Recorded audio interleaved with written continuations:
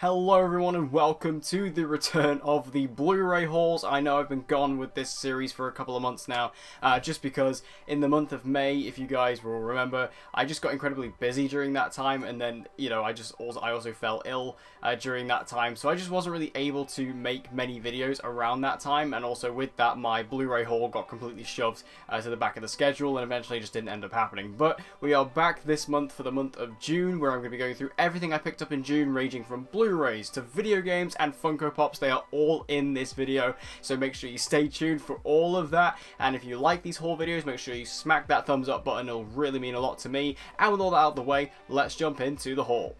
So I'm going to start off with a couple of video games I picked up. Firstly, on Xbox One, I picked up Sakura: Shadows Die Twice. This is the game from Software, obviously developers of Demon Souls and the Dark Souls series, Bloodborne on PS4. So they're a really well regarded developer in the industry, and I wanted to pick up this game mainly because I picked up this game the day I turned 18, and obviously it's an 18 rated game, so I kind of just thought, hey, I can buy it, so let's just go for it. But I didn't even get ID'd, so that was completely pointless. But besides that, I'm interested to see how I'm going to take this game. I haven't played it myself yet, but I'm interested to see how I'll take to it. I've never actually played a game from Software before, so we'll see how it takes to it. I'll probably end up hating it because I hate a challenge, but we'll see how it goes. And it seems like it could be a fun and interesting experience, so we'll dive into that when we can. And also on the PS4, I picked up Crash Team Racing. Now, this is obviously a big one for the PS4 that came out recently. I'm a big fan of Crash Bandicoot. I loved the Insane Trilogy that came out a few years ago on the PS4, so it was only a matter of time before we got Crash Team Racing. And again, I've not actually touched this yet. I will play it very, very soon. I'm just kind of a little bit occupied with some other games right now. But Crash Team Racing is a game I can't wait to dive into. It's going to be really nice to just play a game like this, because I've been playing so many games that are like open world games, and I'm getting a little bit fatigued with those. So to play something that's just like simple and fun, like a kart racer, especially on PS4, is definitely something that's going to be very, very appealing to me, so I can't wait to dive into that. Now, moving over to Funko Pops, I did get a few of those in the month as well. Firstly, I picked up the Aquaman Funko Pop from Aquaman. I really like this pop, actually, because even though, you know, I have kind of mixed opinions on the Aquaman movie, I really love the design and the actual comic book accurate suit that they gave for Arthur Curry in the movie. I think it's really, really cool. And the main reason I actually picked this up is because at the end of this month, I'm going to be attending London Film and Comic Con, and attending London Film and Comic Con is actually Jason Momoa. And I want to actually meet him and get him to sign this, because obviously Jason Momoa, he's a pretty big actor, and I really do like him as Arthur Curry, even though he is basically playing himself. I do enjoy him in the role, so to get him to sign a pop like this, I think would be really cool, and maybe I can get a selfie with him too. So that'd be really, really cool. So that's the main reason I picked this up, was because I wanted something for Jason Momoa to sign, but also I have wanted this pop for a while, because I do like the Aquaman pops, especially I really want to get the Black Manta one, actually, because if you guys have seen my review for Aquaman, you'll know I really liked Black Manta in that movie, and I really like the pop design for him, so definitely going to try and pick that one up too. But just as of right now, we have Aquaman, and I can't wait for Jason Momoa to sign it. I can't wait to meet him in general. And then the next three pops I all got at the same time. They were actually birthday gifts from my absolute bestest friend in the world, and she got these for me, and they were very, very special. So first up, we have the Black Canary from Arrow. Now, all three of these are from Arrow. And if you don't know, because I don't really know how much I've spoken about it on this channel, but Arrow is actually my favourite TV series of all time. It's a show that means a lot to me. So to have these Funko Pops means that I have now completed the entire Arrow collection. You can see a couple up there, like I've got Oliver Queen there, the Arrow, Malcolm Merlin, there's also Thea over there, and I've got a couple others all around. But now we have Black Canary. I believe this is Sarah. I'm pretty sure it is Sarah because it's her outfit. But her name wasn't actually Black Canary, she was the Canary, so a little bit of a mistake on Funko's part there, if this is supposed to be Sarah. If it's Laurel, then fine, but I'm pretty sure it's Sarah, it's her costume. But still, I've been waiting to get my hands on the Black Canaries, as to have her now is really cool. We have her in the collection, and having her next to the Green Arrow is really, really cool.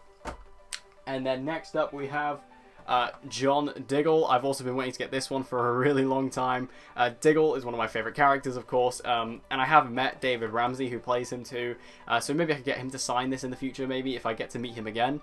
But this was really cool. I really like how the fact that they've made a Diggle pop, but they made him the Green Arrow. I think that's really interesting. I thought they would have just made him, you know, just a regular kind of Diggle pop, but they made him, you know, from one of the times he suited up as the Green Arrow to help Oliver out.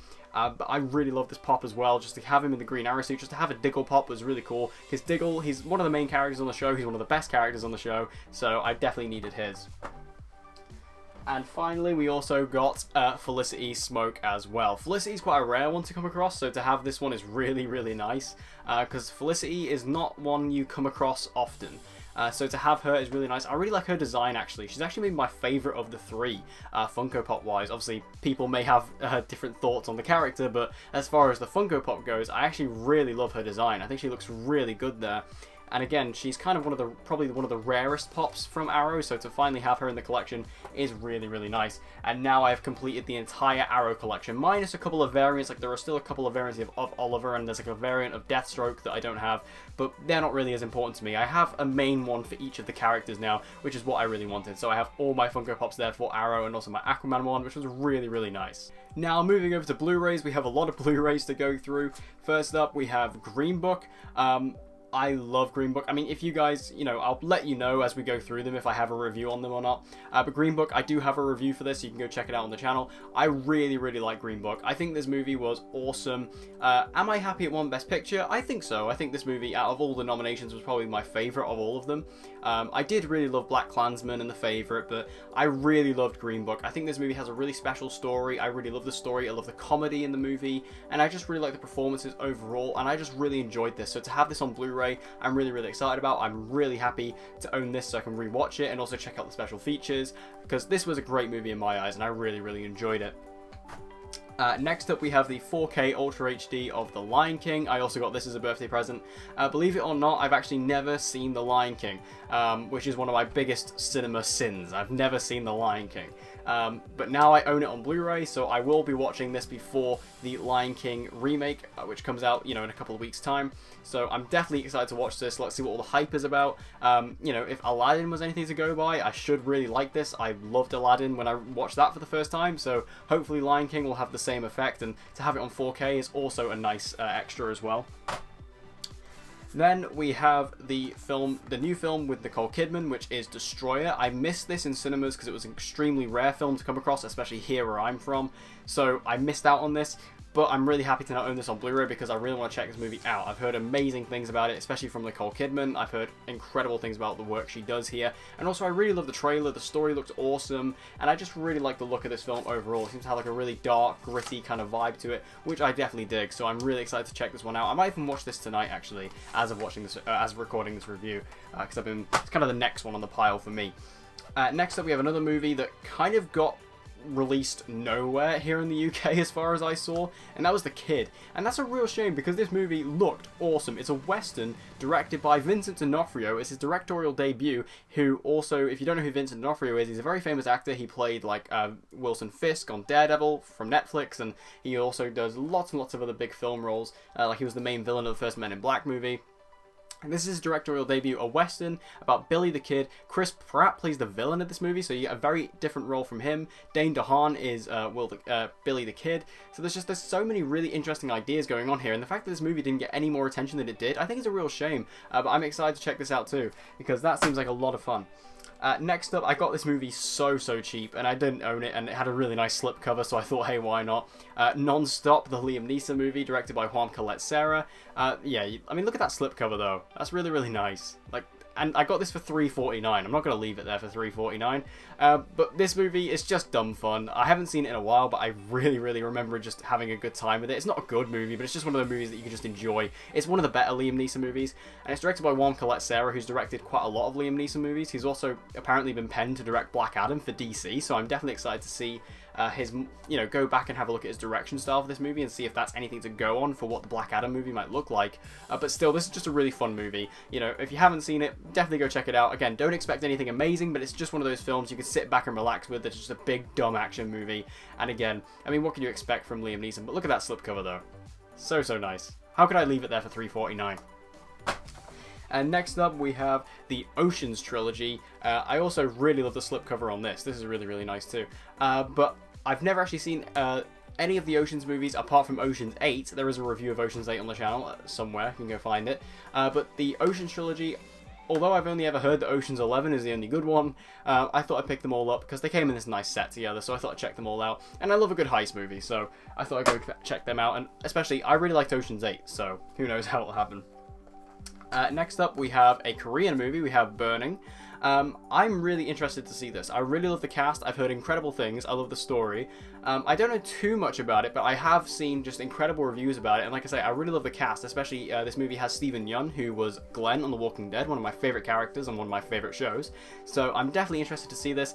And again, I feel like watching a movie like this is definitely something a bit different and definitely to spice something, spice things up a little bit. And like I say, I've only heard great things, so I don't have much else to say about it, but it seems like it could be a really interesting watch. And another interesting watch will definitely be Three Identical Strangers. Now this did a lot of rounds at the when we're talking about the Oscars for the documentaries and stuff like that. I didn't expect this movie to get a Blu-ray release here in the UK, but it did. So I thought, hey, I'll pick it up. I've heard some really interesting things about it. Apparently it's a really fun, and interesting story, but also a very sad story at the same time. So I'm very interested to see where this movie goes, where this documentary goes. Again, I don't really know much about it, but I think it's going to be really, really interesting. So I'm very, very happy to check this one out and to own it. And like I say, to get it on Blu-ray is also a nice extra. And next up, I picked up this movie very, very recently, Happy Death Day to You. This film, I've never actually seen this, but I love the first movie. The first movie is a lot of fun. The first movie is just a really fun movie. One of the better Blumhouse movies, actually, I think, anyway. So I was very interested into the sequel. Again, I missed out on the sequel. I didn't get a chance to see it in cinemas. It just kind of, it was one of the movies that just kind of fell by the wayside for me. But now that it's here on Blu-ray, I'm definitely excited to check it out, because again, I'm a big fan of the first movie, and I've heard that this movie is as good, if not better, so I feel like this is definitely an interesting one to watch. Next up, we have one of my favourite movies of the year, and that is Instant Family. I adore this film. It's so funny, I think. I think it's so well written. The family aspect to it is beautiful. The fact that this is, Sean Anders, who directed this film, the fact that this is kind of partially based on his story and his life, I think is super inspiring. I love Mark Wahlberg in this movie. Rose Byrne is such an underrated actress at this point, and Isabella Mona is one of the biggest rising stars we have right now. Keep your eye on her, because she's going places, especially in this movie. She blew me away in this movie. If you look at her performance in this, or Sicario, Day of the Soldado, you'll know that she's just an incredible actress, and she proves that here. This is just a really lovely, nice movie, heartfelt comedy. If you're into that kind of thing, you'll love this film. I feel like anybody can watch this and enjoy it on some level, and I really had a great time with this. This is honestly one of my favorite movies of the year so far. It's definitely my top 5, at least not my top 10. It's in there somewhere, so definitely check out Instant Family if you haven't. There is a review of this on the channel as well, so go check it out if you have not seen it, because it's fantastic and it's fallen on the floor. So the next movie we have, and again, review of this one on the channel too, we have Vice. Vice was an interesting one. I was really excited about this movie. I really love the trailer. It's one of my favorite trailers from last year, but the movie itself kind of shocked me. It was very, very strange. I enjoyed the movie, and I definitely think it has positives, but it also has a lot of negatives to it as well. It's a very, very weird movie. It's also a very scary movie at times, especially with Christian Bale's performance, which is incredible. The prosthetics on him are masterful. Also, I love Steve Carell in this movie. He's great. Obviously, you have Sam Rockwell playing Bush in this movie as well. It's just a very, very interesting movie. It's very interestingly made. And I guess, this is what you should expect coming out of Adam McKay, director of The Big Short, but this movie's very, very interesting. Like I say, if you've not seen it, give it a watch. I'd be interested to know kind of how you take to it, because it's a very, very interesting movie and definitely very, very different and unique to what we've seen before. Then on 4K Ultra HD, we have The Mule. This movie got kind of mixed reviews. I actually really enjoyed this movie. I think it's just a really nice, relaxing film that you can kind of sit back with. It's got a good story, a good performance in the lead with Clint Eastwood. He also directed this film. So you got a really nice vibe going with the film. It's kind of got a Western tone to it, which I really appreciate. And again, it's just got a really nice story. I really enjoyed it, and it's quite a laid-back movie. It's not particularly high action. It's not particularly, edge of your seat kind of stuff. It's just a movie you can sit back with and just kind of enjoy the story and where it goes. And it's a true story as well, so that really helps add to it. And I just think this movie is really good. I think this movie got I think it's kind of underrated. Let me know what you think of The Mule in the comments down below, because I actually think this movie is really good, and I think it's quite underrated. So I'm very happy to own this, and I'm quite excited to see what it looks like on 4K as well.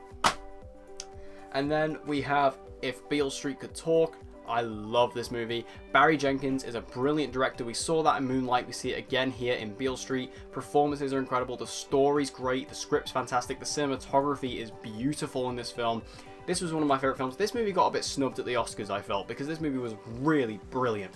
I loved it. I didn't particularly love the ending, but other than the ending, I think this movie's great. And again, there is a review of this on the channel, so make sure you go check that out if you want to. This is a really, really good film, though. I really enjoyed it. I don't know exactly when I'll get around to watching this, because it is quite a sad film at times, but really good film on the whole. I really, really loved it, and to have it, you know, as part of the next film from Barry Jenkins, definitely needed it in the collection.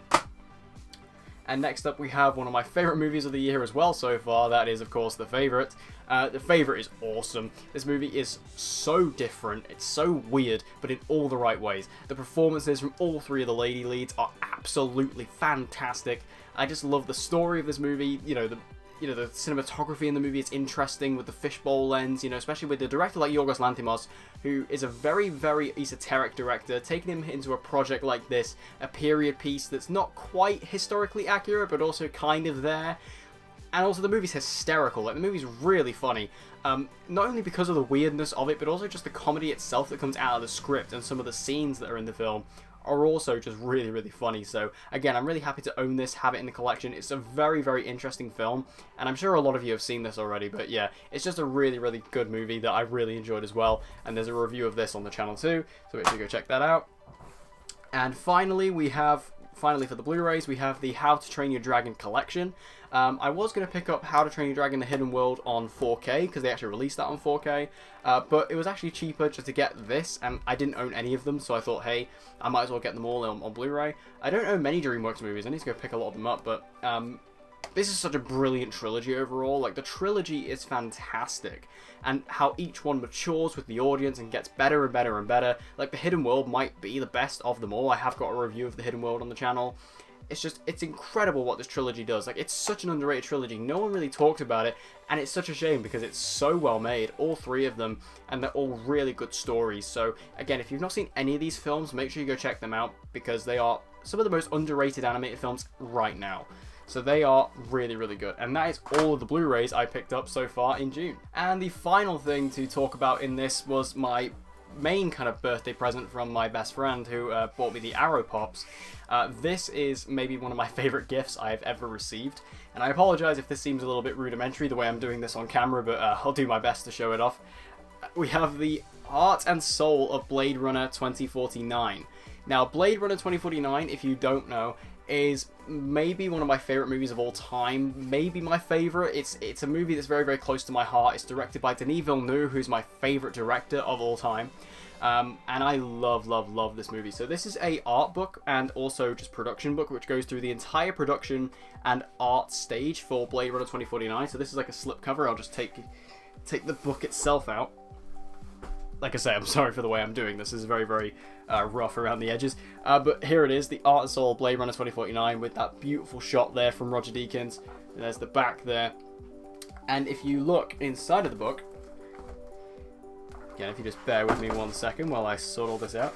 If I open to a random page here, you can see all the art, and it goes into all the explanation about where the art comes from and how it all derives in the movie, where it comes and where it derives from. It's very, very interesting, especially if you're a big fan of Blade Runner 2049, which I most certainly am, then you will absolutely find this a very, very interesting read, because it's one of those, you know, especially someone like me who loves finding out what goes on behind the scenes of the films and what goes into making them. To get something like this is just beautiful, and I absolutely love this. This is an amazing, amazing gift. And the best part of it all, and this literally blew my mind, I could not believe it when I saw this. This has actually been personally signed by Denis Villeneuve himself. Like I said before, just a second ago, Denis Villeneuve is my favourite director of all time. So to have his signature there, which he has personally signed, this book is written by his wife. So this book has been personally signed. This means that Denis Villeneuve has touched this book. That just means a lot to me. That means a hell of a lot to me. Like I say, Denis is my favourite director, so to have his signature on such a special, you know, book for my favourite movie, one of the best movies I've ever seen in my life, it's just so, so beautiful. And I think there's just such a nice touch. Like, that's his wife's signature, and that's Denis. It's just beautiful. Like, it's really, really beautiful. I absolutely love it, and I couldn't thank my best friend enough for buying me this for my birthday, because it's truly, truly a special gift, and I love her so much for it. It's just one of those presents that I will treasure and treasure forever. It's really, really cool. But yeah, so that's the Heart and Soul of Blade Runner 2049. Just thought I'd show that off in here as well, because I think you guys would find that interesting. Yeah, maybe one of my favourite presents I've ever received. So thank you guys for tuning into my June Blu-ray Pop collector haul, whatever you want to call it. If you guys did enjoy the video, make sure you give it a thumbs up and let me know if you want to see more of these haul videos. And also make sure you let me know what you picked up in the month of June in the comment section down below. It'll be interesting to have a conversation with you guys about everything that you picked up. And with all that out of the way, if you want to see more movie reviews and movie related videos from me, be sure to subscribe, and I hope to see you guys again next time.